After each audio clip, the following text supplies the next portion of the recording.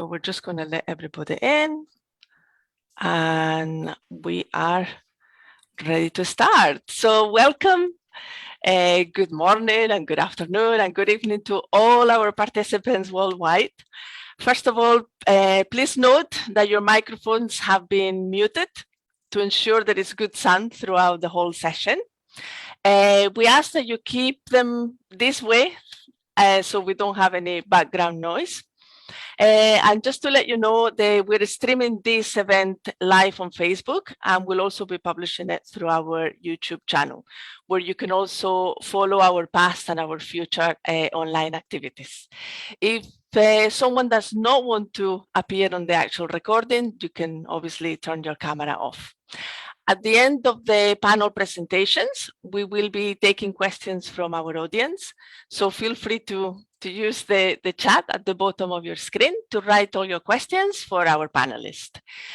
We shall try our best to get to as many questions as we possibly can. My name is Nuria Levy, and I am the Program Director of Innovation and Entrepreneurship here at the Golda Meir MASHAV Carmel Training Center. And also with me is... Hello, everyone. I'm Tamar, and I'm the Director of Gender and Technology at MCTC.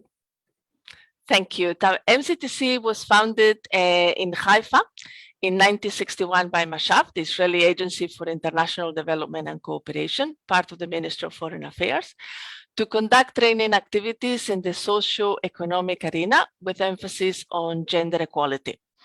Today, we bring you a first-class panel to discuss the advancements of women and girls in science on the occasion of International Day of Women and Girls in Science 2022, which actually just took place last Friday, the 11th of February.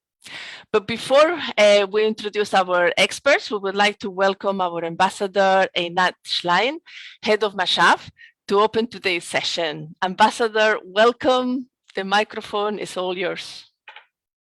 Thank you so much. Can you hear me? I hope you can. Yeah, I'm not on mute. Can anybody comment? All good. We can hear you. Yeah, good. you can Yeah, hear we me. can hear you. Wonderful, wonderful. You know, these days one should ask, otherwise you find yourself speaking to yourself or to the wall in front of you. So good morning, good evening, and good day to all of you, ladies and gentlemen. It's a pleasure to be here with you. Thank you for joining us for this wonderful event, another wonderful event of MCTC.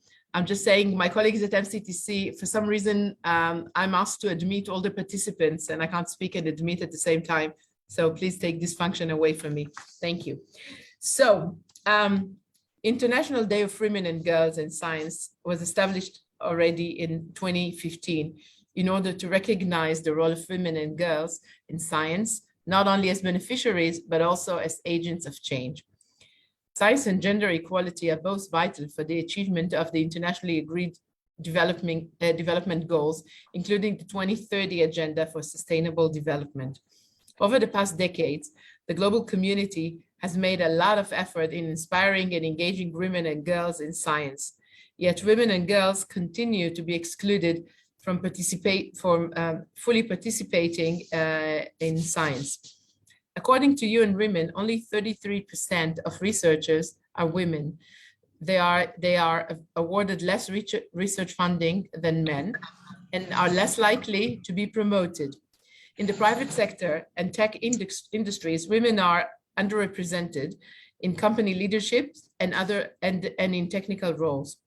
Today, our global community faces vast challenges, and it is going to take a great effort and utilize all our resources to meet those challenges. Issues such as climate change, pandemics, and more require the full participation and leadership of women and girls in all aspects of science and technology. It is time to recognize women's contribution and put aside stereotypes. Today, we're going to hear from some amazing Israeli scientists, and together we will explore the important issues facing women in the world of science. Because after all, if we want to get to the moon, we need to start somewhere, and men have stepped on the moon, women just in space, but hopefully we can all get there together and with a much with a better participation, with vast participation of women in the current times and girls, which will grow into the scientific community in the future, we can get to the moon and much further. Thank you. I hope you'll enjoy this wonderful panel. Thank you so much, Ambassador, for your words. It's always a pleasure to have you with us.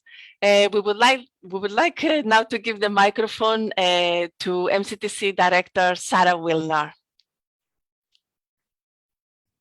Thank you very much. So I would just like to thank everyone for joining us today on this special day. As Nuria said, MCTC was founded in 1961 by Prime Minister Golda Meir and by our founding director, Mina Ben-Zvi, and was created to conduct training activities in the socioeconomic arena with an emphasis on gender equality. So gender being the cross-cutting issue in our courses and one of our founding principles of our institution, we offer various courses on empowerment of women and social change. And we stress the importance of bottom-up development and the recognition of women's contributions to their country's development. And as Ambassador Nachlein said, today in honor of the International Day of Women and Girls in Science, we are proud to be holding a panel with top women scientists to highlight their important contribution to the field. I'd like to thank Ambassador Nachlein, head of MASHAV, who's here with us today and who opened this panel. I'd also like to give a very big thank you to our staff, Nuria and Tamar, for organizing this important event. And of course, a huge thank you to our panelists who are here to share their experience. I'm really looking forward to it. Thank you, Nuria. Thank you so much, Sarah. So our panelists are Professor Idit Shachar, Dr. Sharon Rashid-Elkeles, Dr. Irit Yaniv, and Dr. Shimri Maman. But before we hear from our distinguished panelists, my colleague Tamar has a short presentation to highlight some of the vital aspects surrounding this International Day.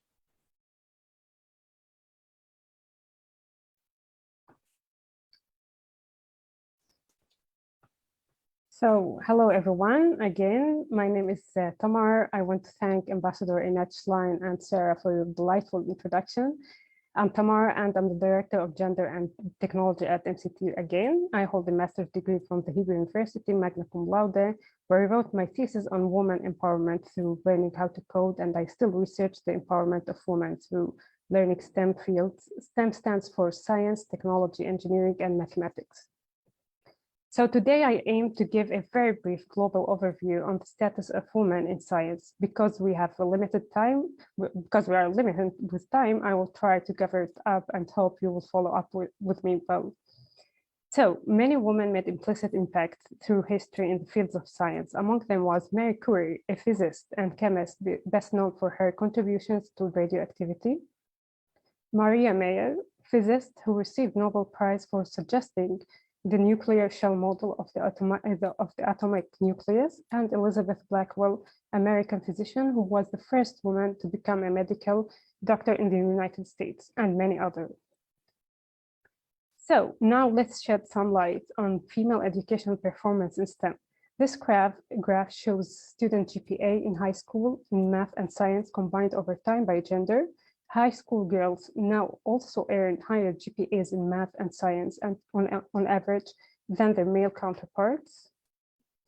And this figure shows the percentage of employed STEM professionals who are women in selected fields, while women made up more than half of biological scientists in 2008, they accounted for less than 7% of mechanical engineering. So although the trends for girls and women participation are performance in STEM fields are positive, women remain underrepresented in certain STEM fields, and it is important that we continue to pay attention to this issue.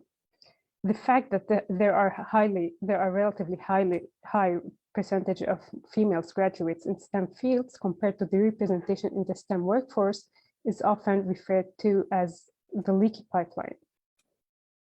So what might be the factors influencing girls and women's participation, progression, and achievement in STEM education? I will go over that very briefly. Let's start with gender stereotypes, male-dominated cultures, lack of female role models, math anxiety, and finally, the lack of support.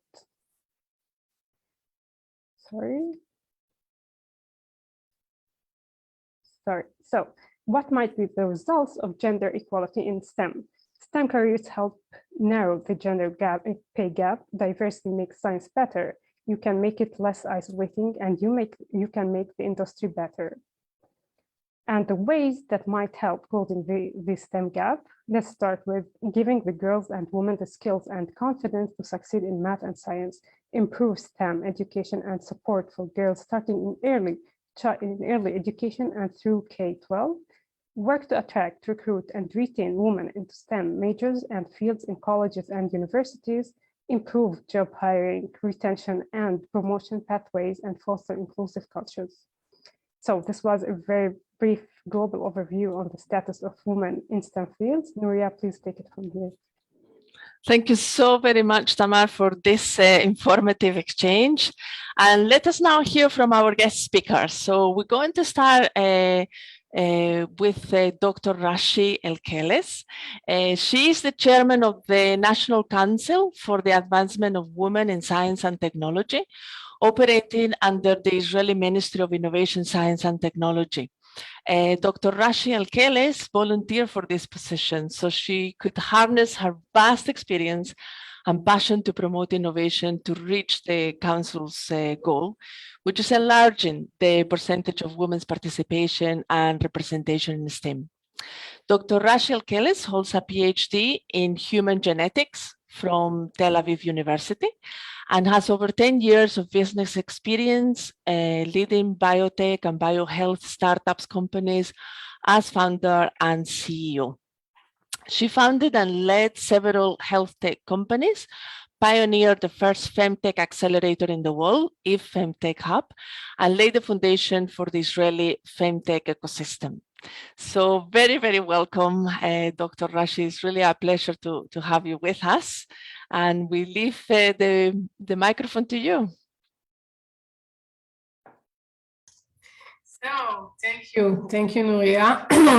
You actually stole my introduction, so I can say that I have a PhD in biotechnology, yes, and before that I would like to really stress that before everything, I'm excited in order to be here today to celebrate with all of you the 7th International Day of Women and Girls in Science. Actually, this day was set 7 years ago as a reminder that women and girls actually plays a critical role in science and technology communities and that their participation should be strengthened.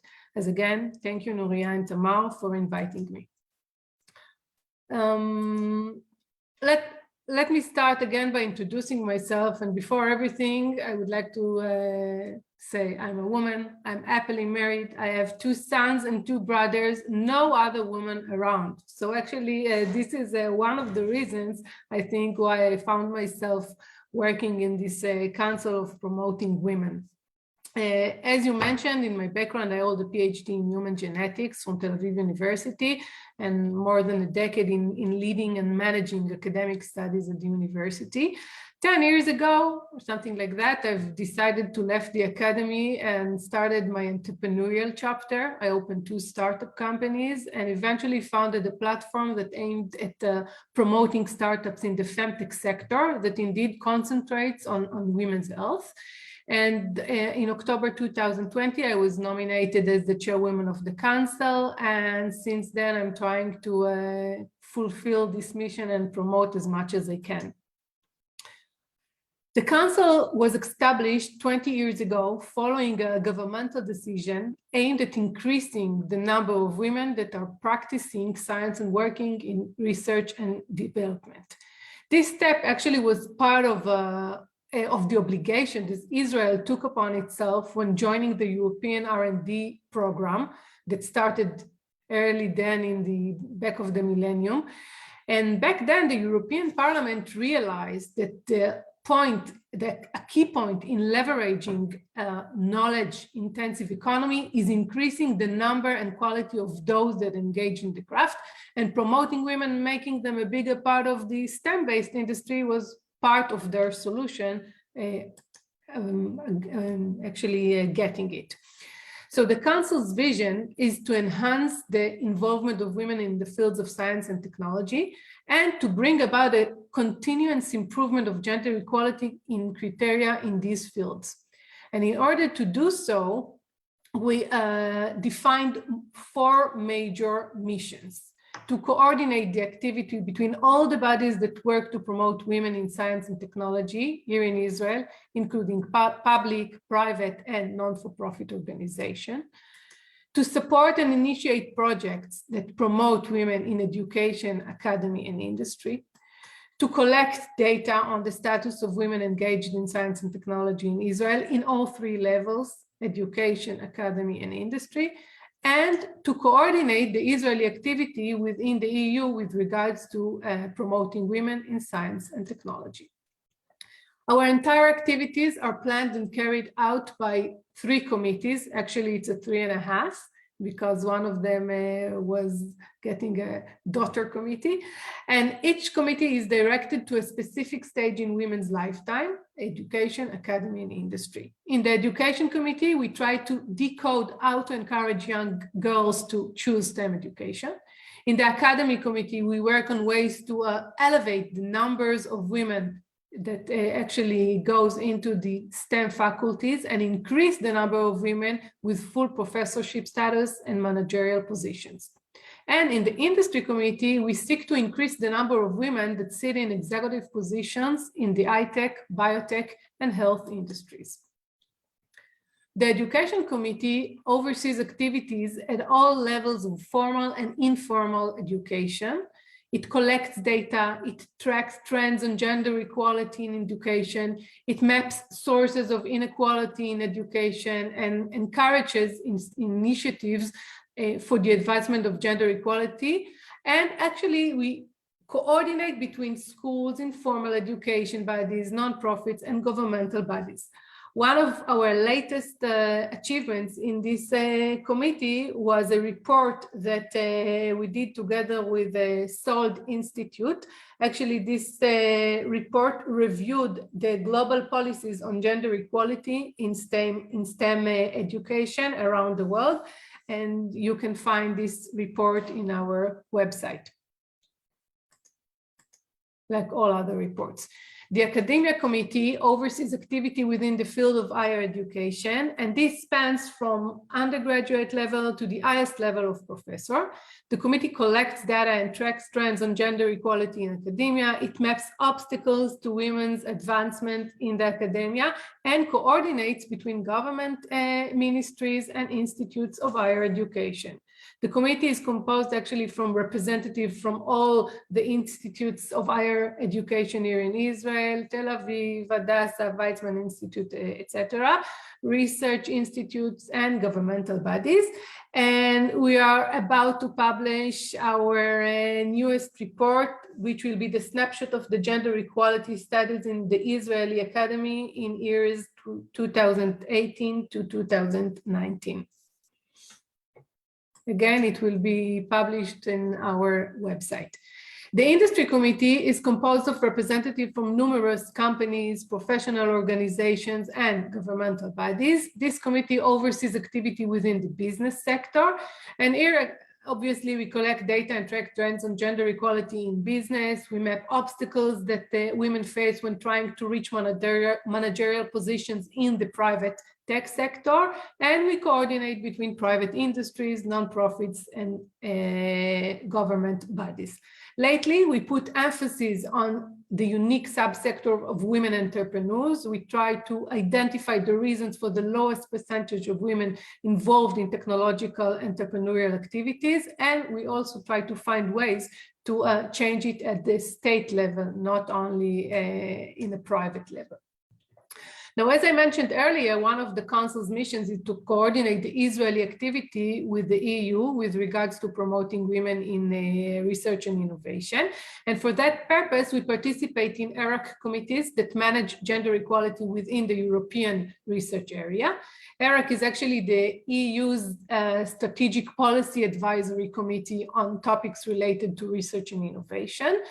And our participation in these meetings enable us to learn about the ERA policy from first sight and to publish it here in Israel. Again, we recently started research regarding all the material that was published in the last year, and we will publish it, I believe, in 2 to 3 months.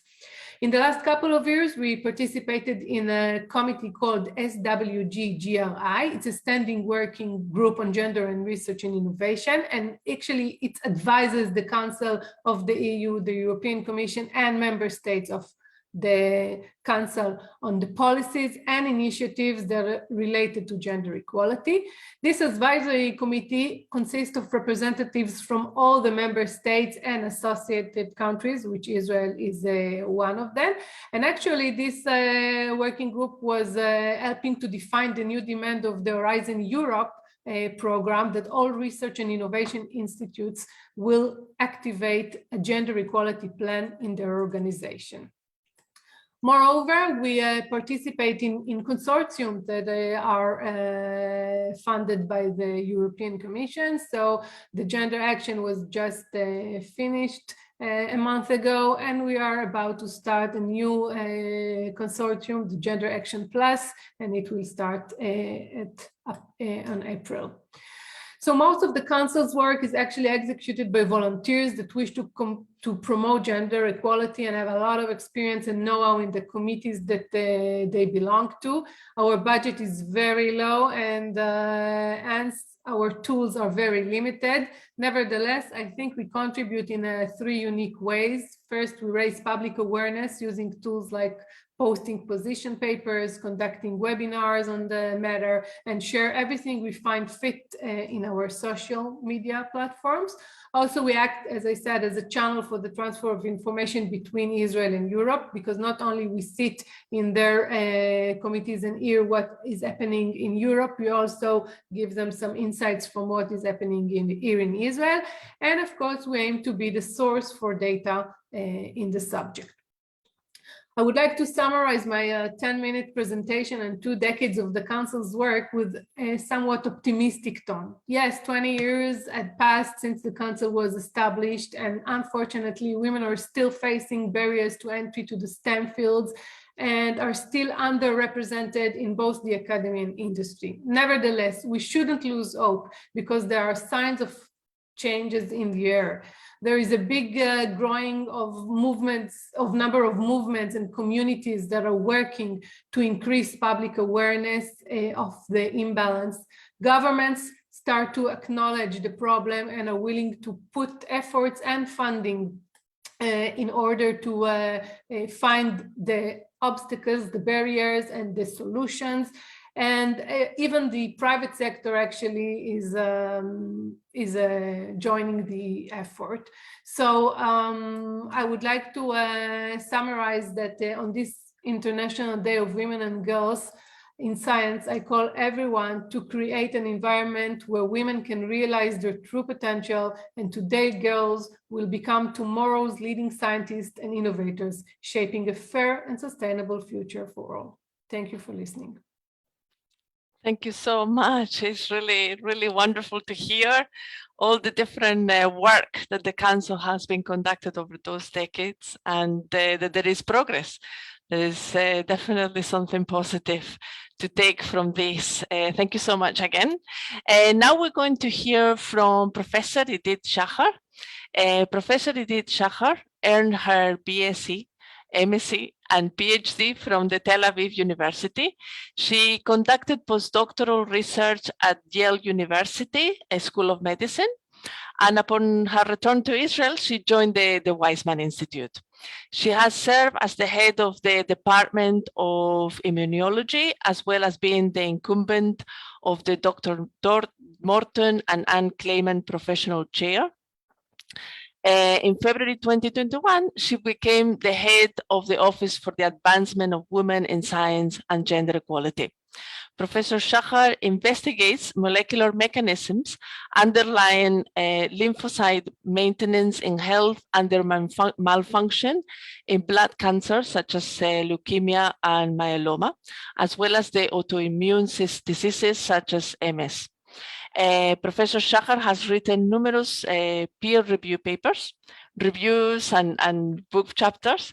Her awards and honors include the Teva Prize for Excellence in Research, the Israel Science Foundation's Investigator Prize for the Advancement of Education in Science, and the World Foundation Award.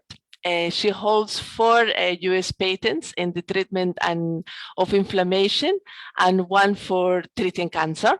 She has served as the president of the Israel Immunological Society and has been a board member of the American Association of Immunologists since 1998. Thank you so very much for being with us today. We would love to hear a little bit now from you, Professor. Thank you. It was funny to hear all this introduction. So I'm Edith Shahar from the Department of Immunology, and as you said, my lab studies immune cells in health and disease. And since February last year, I'm the head of the Office for Gender Equality. And I came to this position because I felt that things are not going right. And actually the COVID time made me feel even the situation is worse than what we thought, because women suffered a lot, and then women in academia suffered a lot. But before reaching this point, I want to share with you several slides showing, just let me see.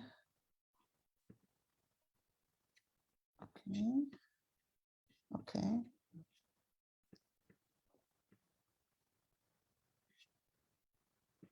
So can you see? Yes, we can.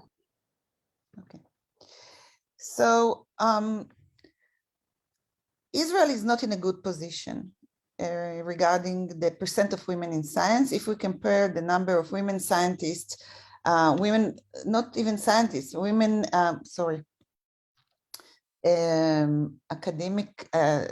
women in academia in Israel compared to Europe, we found that we are we're one before the last. Cyprus is the last one, and we are after them. And while most of Europe, the average in Europe is about 40% of women scientists, we are about half. So the situation is not good. And the question is why? And if we compare the numbers in Israel, this is in Hebrew, so most of you cannot understand what is written here, but this is the scissors diagram that shows the number of women scientists in academia, in total in academia in Israel. And these are the numbers at the Weizmann Institute, and you can see there is not much difference. And actually throughout the world, this is the situation. What it shows is that we have about 50% women students, MSc and PhD students. However, when we look at the numbers of professors at the Institute, we see that the numbers of women professors is really low. And you can see that we are about 20% compared to the 80% of male scientists. And the numbers do not change so much throughout the years. And the question is why? Because we have so many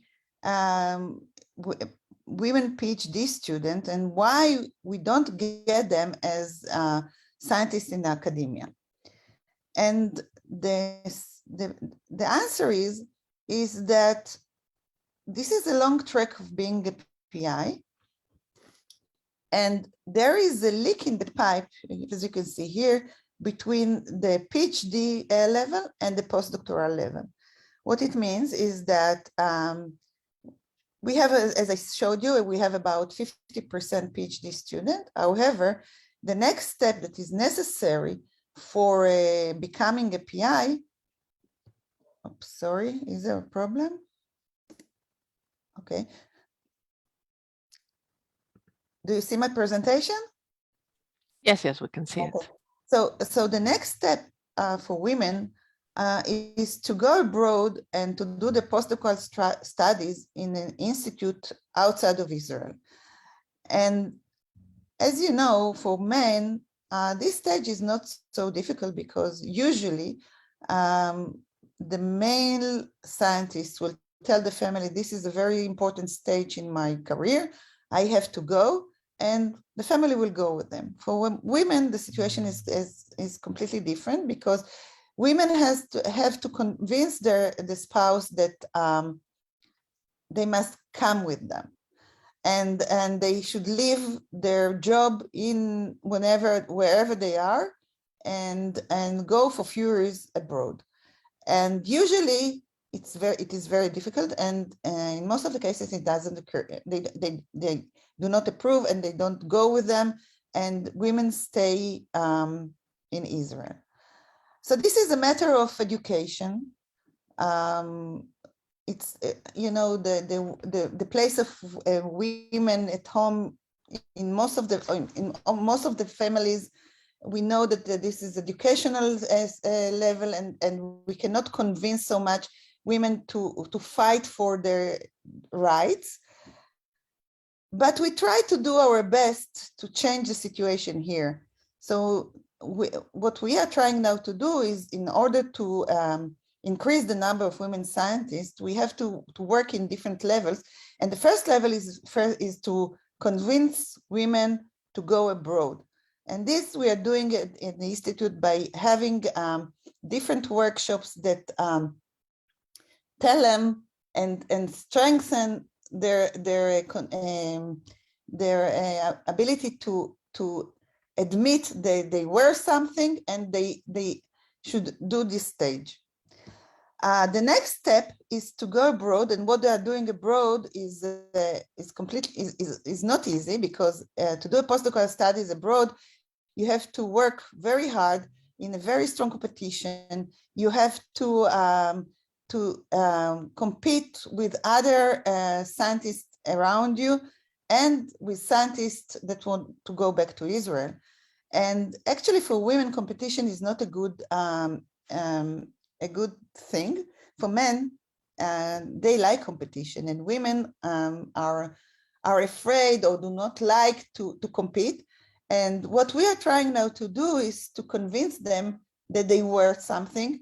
They should come back as scientists to the academia, and we give them some tools to support them. We give them more money for staying abroad. We give them some workshops by Zoom to convince them that to work with them and give them tools. And we are trying to make connections, networking in Israel, in the academia, to make them feel better that academia might be a good place for them. The next step is, once they come to Israel and they want to be a PI, and this is a very, we are talking about low numbers of women scientists, but the one who choose this career, they also confront a lot of problems like unconscious bias. All the promotions levels are very difficult for women. The criteria to be promoted are more relevant for men rather than for women. And we have to change lots of rules in order to make them feel that they are in the right environment. We feel together all these steps might change the situation, but this is a very long process. I believe that it will take time to have more scientists, women scientists in the academia. I think that it will take years, and we should measure every year a very small change, and we have to be happy with the small changes that we might see. So let's hope that we will succeed in this direction. No doubt, no doubt. With so many amazing women like yourselves at the forefront, I'm sure that we're going to continue seeing great improvements in this field. I would like to now welcome Dr. Irit Yaniv, founder, partner, and CEO of Almeida Ventures.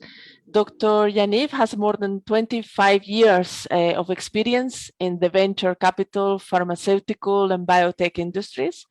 As a senior manager, a skilled physician, and experienced board member, she possesses a high developed combination of leadership, decision-making, and business skills.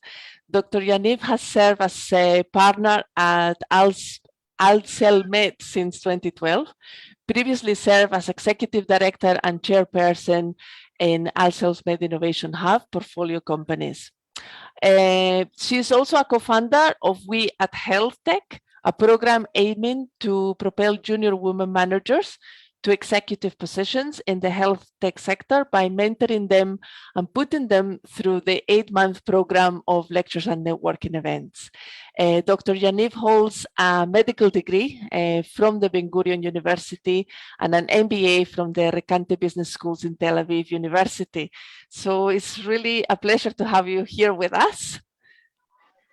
Dr. Yaniv, the microphone is all yours. Thank you very much, and I'm really excited to be here. And you said everything about me, but just to add 2 things, when I look back into my history, I would say my short history, because I plan to stay here a long time. I think that one of the things that are highlighted in my CV is that I like to make a change. And if I see an unmet need, I would like to change it. I would like to bring something new to this world.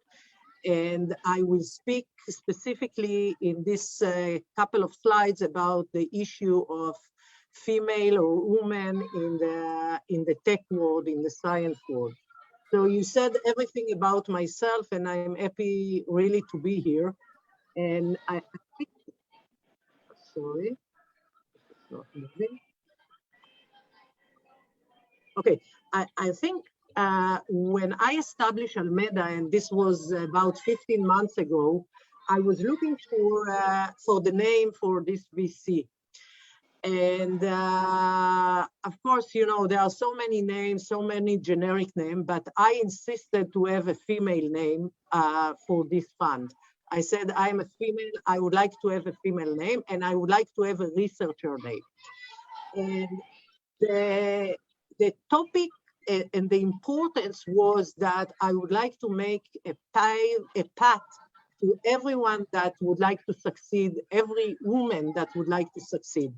So after a huge research, I found this lady, Almeida, June Almeida. She lived in Scotland. She was a virology, and nobody actually gave her any credit, but she was the one that discovered the coronavirus in 1966.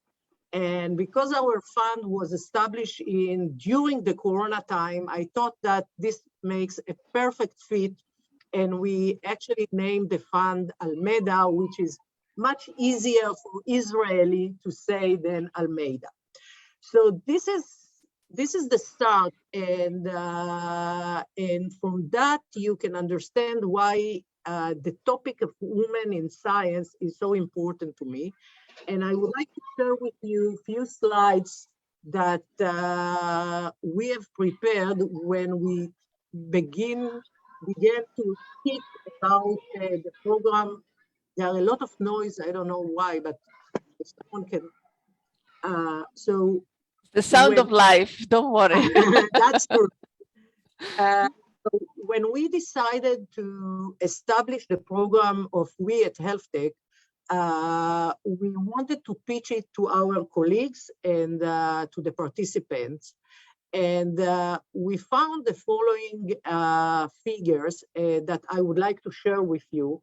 And I think it makes a lot of sense in this special day to understand the fact and then try to figure out what to do. So there is a difference between high tech and health tech. In high tech, we don't see many women at a very low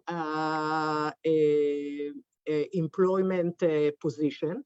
However, in health tech, in science, in biology science, in medicine, we do see women. But look what happened when we reach the seniority level. The number, the percentage of women is almost the same. So it doesn't matter if I am a board member in health tech company or I'm a board member in high tech company, I will step into the room and will stay by myself as the only woman in the room at the end of the day. So we have to take an action in two places. In high tech, we have to speak with the girls and convince them to learn, to study, to be there in order to increase this number. In health tech, we have to target the women and try to push them in order to bring them to the seniority level. So we have two tasks in our life, and I'm very glad that this special day is actually combine the two parts, girls and women. We have to work in all fronts. What is more stacking is when we look on the companies itself and we look on the senior position. In the unicorn, we have only 4 women. So there are more than 27 or almost 30 unicorns in the world, and only 4 women are leading them. In the VC partners, we have only 12% women are partners. In the startup, we have only 8%. So there is a lot to do, and I fully agree with the speaker that spoke before of me. We are doing changes, very small changes, but we are doing it right. When we look on the Tel Aviv Stock Exchange, only 2 out of 60 companies are the CEO is a woman. This is something that needs to be changed. Without a real change in those specific areas, we are staying at the same place as we are. And why? There are many reasons. I'm sure that if I would give you a pen and a paper and everyone can write his own reason, you will write more than what I have here. But for me, we need to start with early age, but continue the all age process in order to make the change. So we have to make the change. And it is important because of company valuation, company growth, better monitoring, question, and academic. In all aspects, it is important, and that's why at the end of the day, we have established the program that you spoke about it, Nuria, We at Health Tech. We at Health Tech is aiming to take junior position that hold by women that would like to make progress and give them the right tools, including inspiration, learning, and networking in order to take a senior position in the next 1 or 2 years. We have made 2 programs so far. They were very successful. We have more than 30% of the women that took the next level position, and we are very proud of our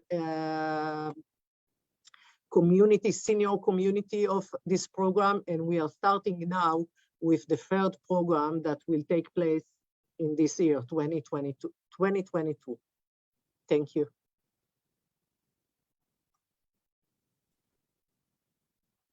Thank you very much, Dr. Irit.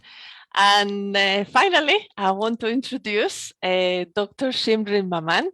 Dr. Maman is a senior staff scientist in the Homeland Security Institute and director of the Earth Planetary Image Facility at the Ben Gurion University of the Negev.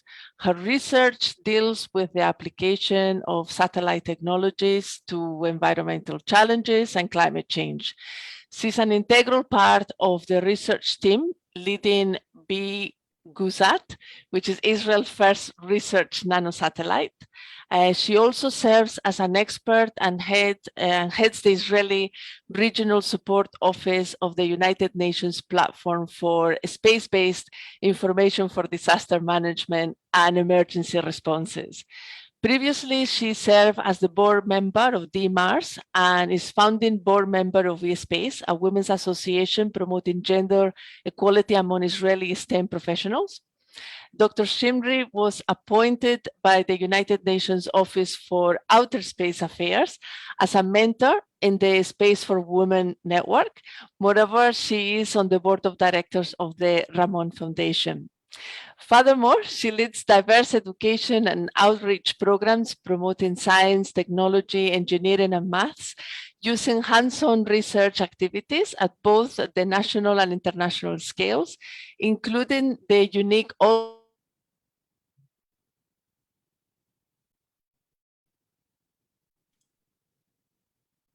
Should I take over? Because I think she froze.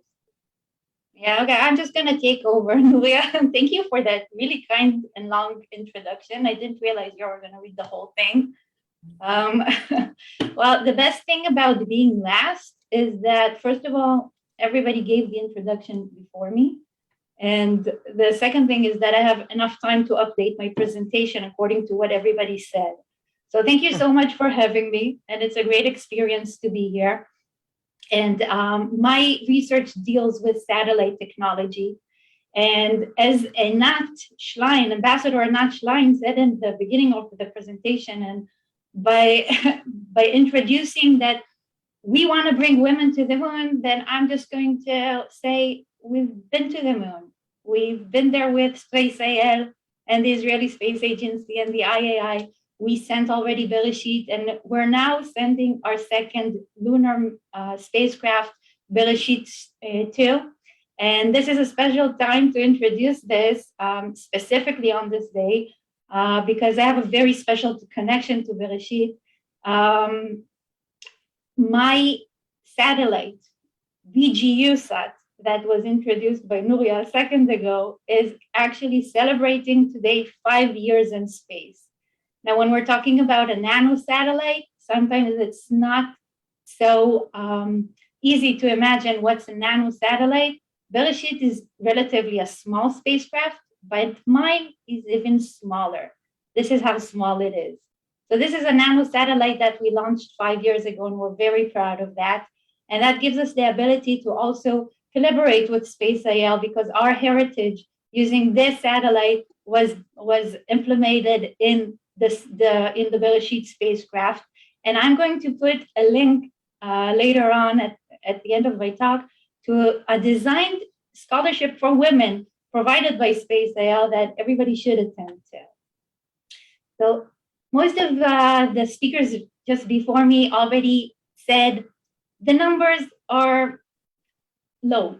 Okay, we are too few women, and I'm not going to repeat that. But this is true also for space sciences worldwide. But there's also a personal motivation. And my personal motivation came in the form of my child, Yuval. When the fun parts of my job is that I get to host astronauts over in Israel. And she always said, Mommy, you always bring male astronauts. It took me a while to understand that's what she was saying because she was 5. And then I said, okay, we're going to have an all-women panel. This was 2016. And we brought over Dr. Shannon Walker, which is a NASA astronaut. And we started discussing women in space. And following this, we had a lot of discussions in the lab, following both our satellite and our technology. And we said, okay, this can't be. You walk into a room, it's 2016. And as Irit said, you're still the only woman, the only woman in the room. There's something, we have to change that. So we came up with a program that is called She Space. And She Space does something different. Instead of just giving a talk, we said, okay, let's change the concept. Let's bring the girls into the lab. Let's show them what we're actually doing. So we took climate change, SDG 13, as a framework. And we said the girls are going to answer climate change questions, but they're going to use space applications. So this way they get also the science, but also the technology. And as we are targeting STEM, this was the perfect framework for us. And the thing is that because the program is already international, we asked the girls to use local satellites and maintain the national level. But because we're acting on a global topic of climate change, we wanted to show them that this is something that doesn't happen within the political borders of your country. And we wanted to allow them to experience the global perspective. And by doing so and interacting with the different girls worldwide, they get the science, the technology, the gender issues as well, even though that's not a part of the program. It's not a stated part of the program. It's not a lesson in the program, but you just get it naturally. So we started off first in Israel, and in the second year, we already expanded to Germany, Brazil, United States, and last year we had a program that we expanded more to 8 countries, and Peru and Togo and Spain and South Korea joined. And yesterday, if you were watching on Facebook, we also opened the 4th iteration of She Space, and we also have the Ivory Coast joining us this year in the program. So we're already operating this for the 1st year and having girls conduct research. And this was way cooler before the pandemic, because the VC conferences were actually a highlight. Now everybody's on Zoom, and we're all fed up with that already. And by doing so, they do get this global perspective of geography, generation, and gender. And most of our staff is female and female professionals. This way they get a sense of role models, but not just high-end role models, not just PIs or directors or very successful women that already paved the way and are at the top of the career. They're working with all our staff from the beginning, the bachelor degree, master degree, and PhD degrees, and then they work with the staff as well, seeing the whole way. They could really imagine, just by being with us in the lab and just by experiencing us, they could really get a sense of what they could become. So this project is STEM oriented, and using different satellite data from different countries, they do get a sense of multidimensional data and different sensors, but then they get also the algorithms for detection and classification of the different phenomena that they are investigating themselves. And apart from just learning the theory, it's very important to us to have hands-on and have the girls touch the equipment and operate thermal cameras and the satellites and drones and everything that they could gain the experience in order to build their self-esteem and confidence. Later on, they are requested to present their work internationally to all the groups, and they have to go through the whole process. And by doing so, they gain so much, not just research experience, but they get soft skills and they understand what it's like to present before the different crowd, but they have it all in a very safe, all-girl environment mode. And by doing so, we are targeting some of the United Nations SDGs. These are our general framework that we are trying to follow towards 2030. We are targeting quality education and gender equality. And of course, climate action, that is such an important thing to not only scientists, but also to these young children that are changing the world. And when you have such a great example, such as Greta Thunberg, who is actively changing our world, these girls could see what they could become, not just when they're in their 30s or 40s. And of course, we have partnerships for the goals, because nowadays you cannot achieve a lot of things alone. These girls are later acting as our ambassadors for both STEM and space sciences. And I'm very proud of the entire team and the girls that are taking part, because this is something that is usually achieved when you're in your master's or your PhD and they're conducting this at such a young age of 14, 15, 16, and 17. And that's amazing. So thank you so much. It's such an honor to be here. And I hope in the future we won't need these special days, but currently it's a great way to raise the awareness and act towards the change. Thank you. I couldn't agree more, Shimrit. Thank you so much for all of your 4 presentations. And we're going to start with a few questions as we're moving on with the time. And of course, we've already been discussing throughout your presentations about what factors limit the women's participation. I think you all actually touch upon it. But we wanted to ask you, what objectives do you believe must be set to encourage more participation of women and girls in STEM? And I open the microphone to any of you who would like to answer that question.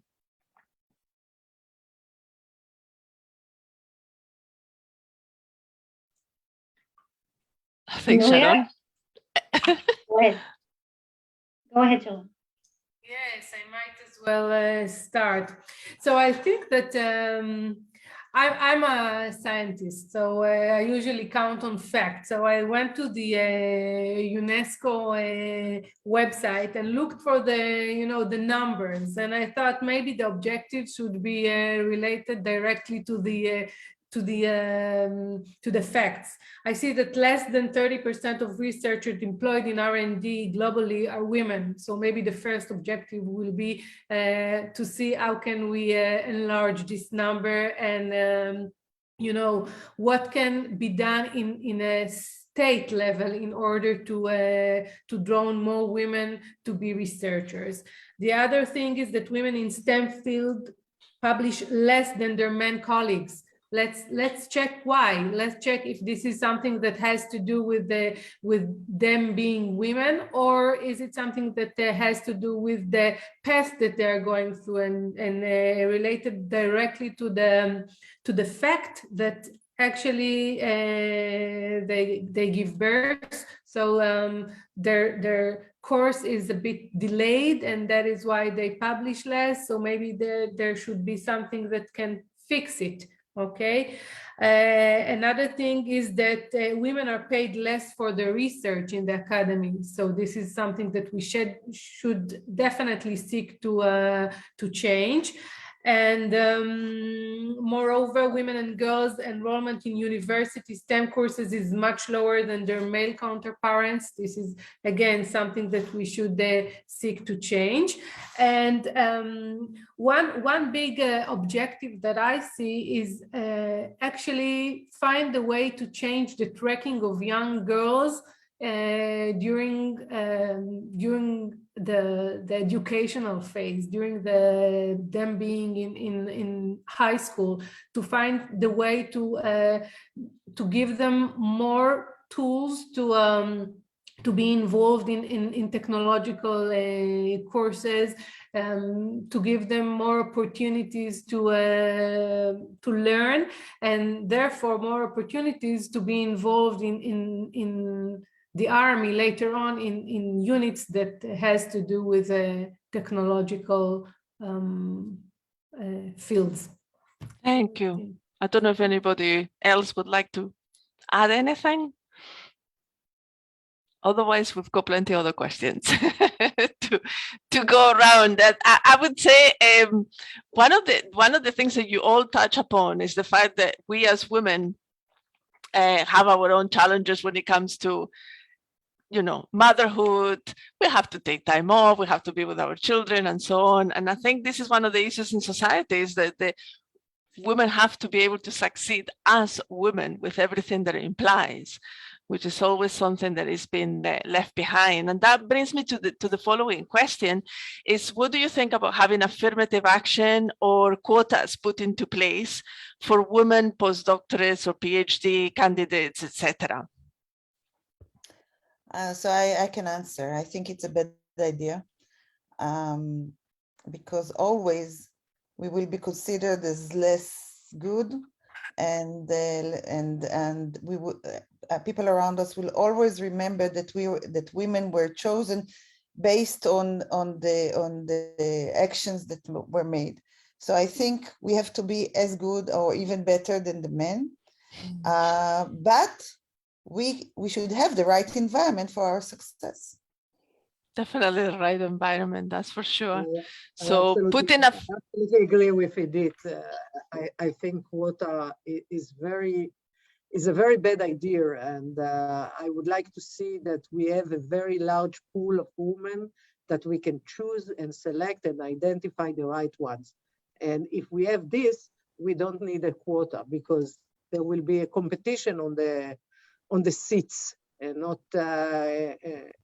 So we just have to make sure that we have enough women in all levels and in all positions that we can always identify the right one for the panel, for the PhD, for the academic postdoc, or whatever position we need. Okay. Easier said than done. Well, we struggle a lot to find ways to do it, and if you have suggestions, then we might as well get together and hear what you have to say, because it's not that easy. Even if you look at the Innovation Authority and the number of women that got funded for their startups, the number is not that much. It's not big. Yeah, but that's what we are trying to do right now, is to increase the numbers, is to help them decide to go in the right direction. Once we have a larger pool, we will be able to select from this larger pool, but we have to work on their education, as you do. We have to work on their on the family environment, and to support them with money or maybe tools to be able to do the steps, but not. You know, once we do the mistake and choose women based on the gender, women will suffer forever. And I will give you another tip in order to make it happen, Sharon. One of the things that is very difficult is because women are not there. There are very good women that know how to speak, how to pitch, how to lecture, how to be directors or whatever, but nobody knows them because they are not networking, they are not putting, and we know that we usually don't put our name ahead of the others. We are trying to be aside. This is our nature. So what I suggest is to make lists of speakers, of investment bankers that are women, because when you need one, you go to the list and pull one, and then you don't have to remember. And I had this problem just early this week. Someone called me and said, there is a panel on investment banking and all of them are men. This is impossible. I cannot do it. So the first answer that I had was, but you know, this is a male dominant field, so there are not too many women. So let's live with that. And she said, no, I'm not willing. You have to figure out at least 2 investment bankers that are women. And then I went to my list and I went to my network Cardex, and I found 2 actually, and she was happy. So there is an issue to discover them and to bring them to the front. And what I suggest to all of us, each of us in our field, is just make lists of those women that can be speakers, that can sit on panels, and let us that are there push the others. Let us make the crowd. Once we have the crowd, we will make it happen. So I must add that the council, being the body that wants to, you know, centralize everything, is actually can be the body that collects all the data, but we don't know how to reach everything. So maybe we should have vectors, like, because not everything should be done again and again and again by you know, by individuals. Maybe we as a national body can centralize it. Yeah, I would be happy to collaborate and give you, you know, some topics of our lists, and let's make it happen. Yes, and we can publish it in our website, because we are now building a new website, and we will reserve a place to such kind of lists. I welcome you on that, and I appreciate that you are taking the ball and make it happen. And I think this will help us to bring more women to the right places. Nobody will forget us. Can I comment as well? Yes, please. I was just being polite, but well, I have to say that first of all, I'm going to pick up on each and one of you of whatever you said, because I agree with all of you and I don't agree with all of you at the same time. Okay.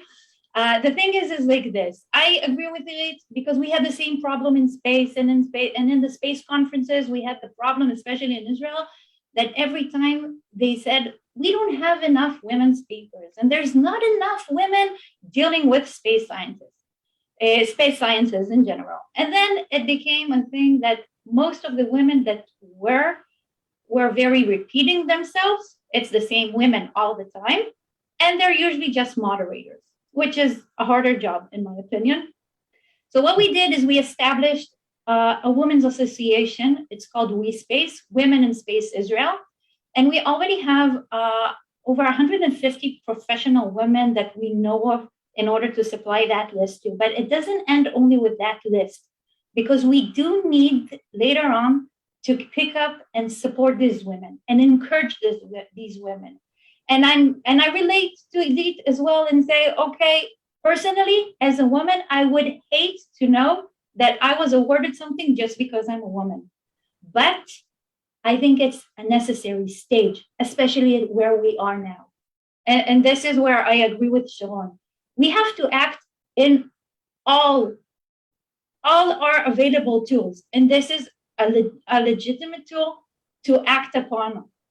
It's very important for us. And this is why we have designed scholarship for women, because sometimes, and some crowd, it wouldn't work for me or Edith or Edith, but it would work for different women that need that separation or that need that special encouragement. So if it works for them, it's a blessing, in my opinion. And my last comment is that the issue has to be supported with men. Just by looking at the audience, I see Emmanuel and Nitzan. I did not pick up on any other men in this Zoom meeting. We cannot do this alone. This is not a women versus men issue. We have to work together as a society. So if you have, I agree and disagree. You have the benefit to be the last one. Yeah, I said. What is nice is that it's not just a discussion, it's also an opportunity for networking. So I really appreciate this session. And it reminds me as well a little bit of what happens with us here in our center, because it was instituted for women and for promoting women's rights and empowering them. And to today, I mean, 2025, in the 21st century, we still have sometimes to fight to make sure that the candidates are balanced, that we receive the right amount of applicants to come into our courses and to our activities and so on. And many times we find that our embassies send us too many male candidates, and we have to write back and ask them to please look in the same sector, in the same field, and find us women, because we know that they are out there. And so it is very interesting what you're saying, and we certainly appreciate the discussion. I would like to ask my colleague Tamar. I think she might have some more questions from our audience. Actually, our audience do not have any questions, but I do have a very basic question that I would like to ask you all. Whether you had a role model that affected you, that have you saw her and you said, wow, I want to be a scientist.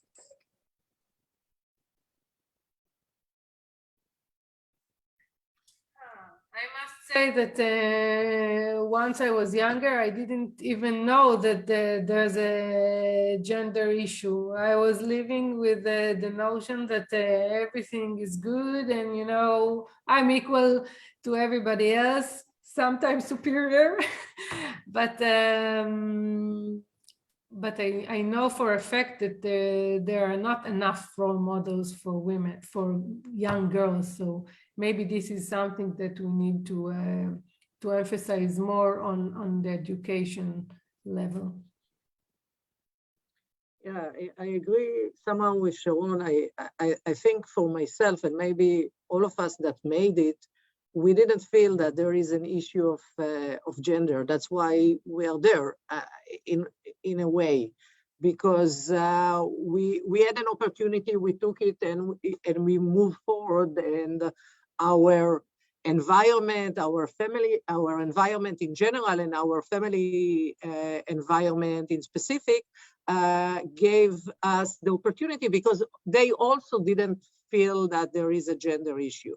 But there is a gender issue, and as I said, we are in the year of 2022, and I'm still can spend a full day without seeing another woman in the level that I am. I am maybe the secretary or the personal assistant that is doing work for us, and I think this has to be changed, and this is why we that did it have to act as role model, inspiration, mentors, whatever, however you call it, it doesn't matter. We just have to teach more and more girls and daughters that this is possible. They don't have to give up. They just have to find and to build for themselves the right environment. They have to choose the right husband. They have to speak with the family and give the knowledge to their parents if their parents are not advanced enough. But they have to do it, and they can do it, because if we could, they can as well. And this is what I said to my daughter every day. So No, sorry, Edith. Yeah, no, go ahead. No, it's fine. I'm sorry for interrupting you, but I felt it a little bit different. So at the beginning in my early career, and when I was a PhD student, and then when I was a postdoc, I didn't realize that there is any difference between men and women. And I thought that, you know, this is something belonged to the past. But when I came back to Israel and I started to have my own lab, I started to feel that there's something different, because I started to realize, oh, my dog is started barking, sorry. I started to realize that something is going on, and I felt it very strong, and I think most of the women in our institute felt it very strong when in the promotion to the top level, a full professor. That is a very, you know, the highest level, and the criteria for being a full professor are not so much, you know, it's something that is not strict. You have to be recognized in the world. What does it mean to be recognized? It's something that can be interpreted. And actually, women suffer a lot at this stage. So I think in academia still we are not equal, and the promotion levels are not equal for men and women. And this is something that we really try to change nowadays. Sorry for my dog. Sorry. Totally okay. Thank you very much, Yes, Professor. Yeah, I got excited. So we have a question that is related to this topic from our participant, who's asking how can we create more opportunities for jobs in STEM fields? I think the opportunities are there. We just need more women to fill in the opportunity. You know, every job that I'm post for my fund, I always ask to bring me at least one candidate from each of the genders, the top candidates. So I think the jobs are there. We are posting jobs all over the LinkedIn, Telegram. There are so many forums and opportunities. And I think what we have to do is encourage everyone to submit an application. Don't feel that you are not qualified. If you feel that this is the job for you, just fight for it. That's what I have to say. Mm-hmm. Thank you. Okay. I would like to ask one more question. You mentioned earlier, all of you, that they traveling abroad and doing different research or PhDs or so on. So how does it compare a little bit your experience here in Israel to the experience that other women scientists have in other countries? And if you do, to this day, is keep connections and still network with them?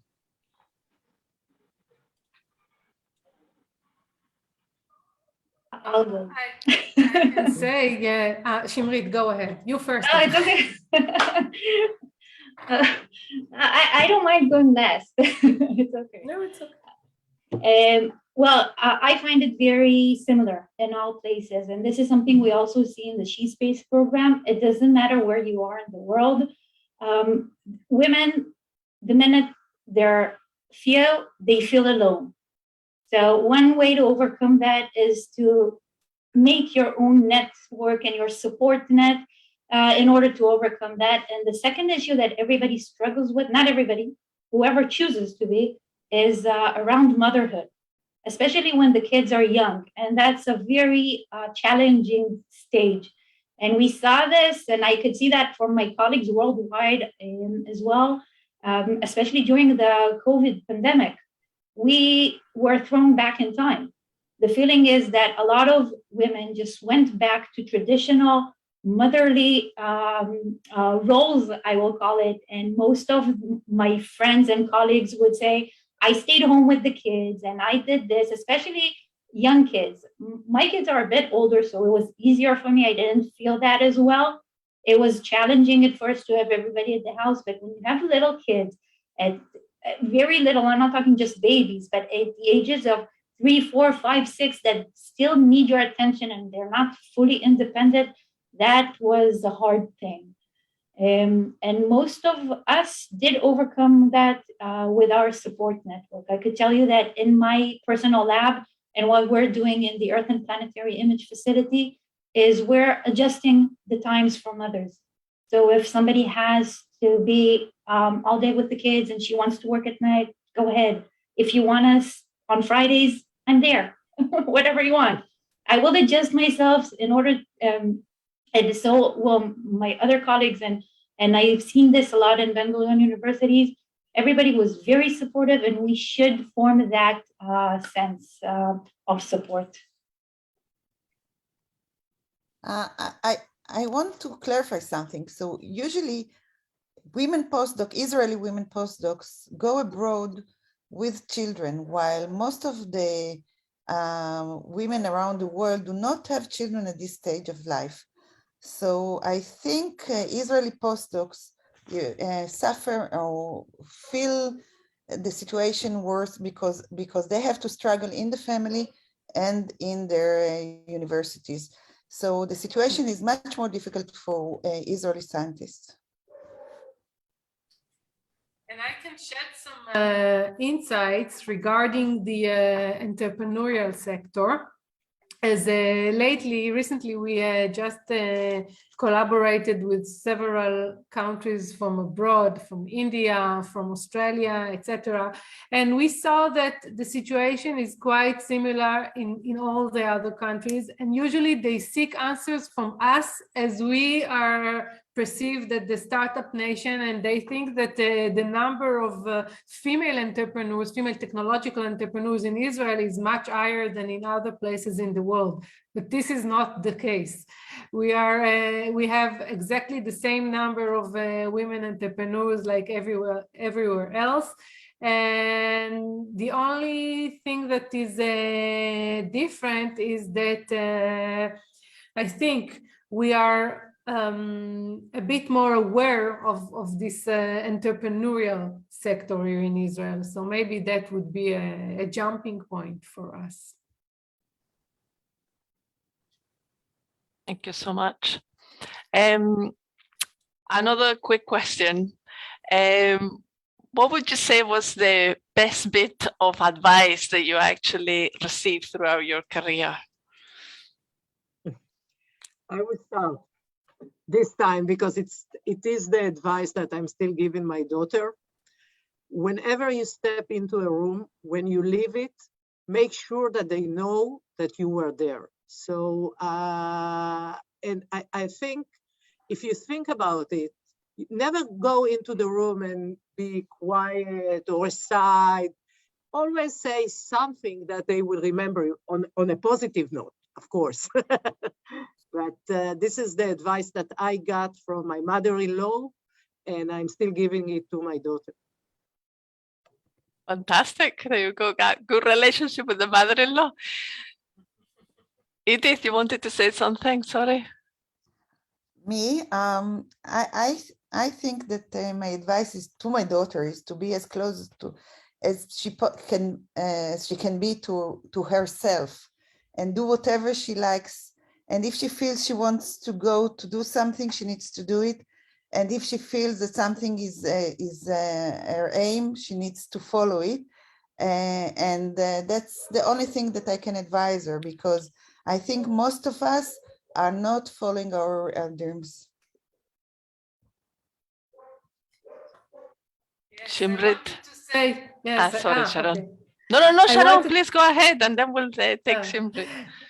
I wanted to say, yes, go ahead, pursue your dream, but then Shimrit just said it. So I'll just mention something that I heard recently from a young woman. She said, whenever I'm entering a room and it's full with men and I stand there alone, I'm telling to myself that I'm not alone. All the 50% of the world population is behind me, all the women in the world. And then I'm coming in. That's nice. I like that one. Yeah, it's true. It's true. I agree, and I relate to Irit and Edith and Sharon. And I would say, I would give an advice that I took is just try. Just take the time to try things, to really try them, because until you don't experience it fully, you don't get a sense of what it really is. And most of the women actually stop at the stage before they even try. Just try it. Don't like it, move on. Like it, yay.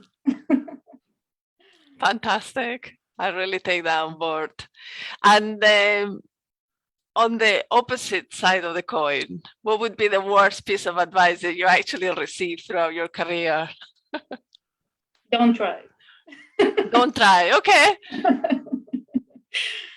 Stay behind and Stay quiet. stay quiet. Wow. Yeah. And I just entered a room of investors with my first startup. One of the men there was asking me, what do you have to do here? Just a pretty girl like you. Go, do something with your life. Why do you have to struggle your way up? So this was a very bad advice. Don't go into men world, or don't go into this scene. Nuria, there's actually another question at the chat that I would love to address, if that's Please, okay, go ahead. Well, somebody asked what to do. What do you suggest teachers to do with students at high school to motivate them about science studies? Then this is a great advice that I got from Dr. Deganit Paikovsky. She's from the Hebrew University. And she said, when you go into a room, and especially with teachers, encourage them to be proactive with girls. And I was holding myself and saying, what do you mean? It's like, encourage the girls to ask. And if they don't ask, just turn to them by name and say, hey, Irit, please answer that question. Even if they didn't raise their hand. Okay, just be proactive, and it would change the whole thing. And I did take that advice. I could tell you that I implemented it on my on some of my female students, because the males would usually be, do you want to go to a conference abroad? And they would go, yay. But my female students would say, wait, I have to check who's going to take care of the kids. So I just stopped asking. And I said, you have to go. And it works like magic. They go. They just do it. So be proactive with your female students. That would help. Love that. Any other comments? Okay, I think we're actually running out of time. And I know that you're all very busy, and I know Dr. Sharon, she has another appointment that she has to go to. So I would like to thank very, very much everybody for participating. If anyone needs any extra information throughout the session, please, you can still write in the chat your email address, and we'll only be too happy to get back to your questions later on. So I thank all our panelists today. It's been an absolute pleasure chatting with you this afternoon. I hope to hear good news about this new collaboration that it might turn up from this. And I'd like to thank very, very, very, very much my colleague Tamar, and obviously our director Sarah Wilnard, that are here with us today, and our ambassador Einat Schlein for her support and all our activities. And for the rest of you participants, thank you so much again for being here with us, for us, throughout all of this time of craziness online. And hopefully we'll be having you back on our center very, very soon. Thank you for having us. Thank you very much. Thank you. It was very nice. Bye. Have a nice evening. Thank you so much. Bye. Thank you all. Bye. Thank you so much. Bye.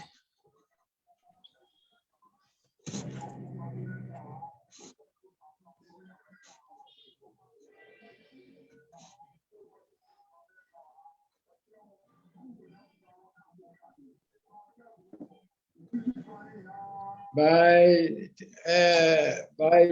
It has been nice to. Bye, Nuria. Bye. It's lovely to see you. Thank you so much, everybody, for being with us. Thank Bye. you. Bye.